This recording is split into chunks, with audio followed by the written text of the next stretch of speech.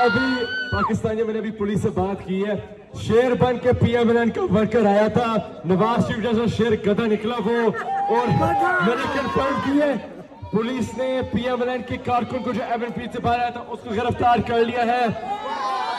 हमारी तरफ से कोई गिरफ्तारी नहीं हुई है, पीएमएलएन के कारकुन को गिरफ्तार कर दिया है। तो जो भी मीडिया रिपोर्ट कर रहा है ये गलत खबर हमारे खिलाफ, उनको मैं कहता हूँ टीवी पे चलाओ, आपको मैं ना घसीटा, आपको मैंने आप लोगों के खिलाफ केस ना जीता, जो मर्जी फिर कहना।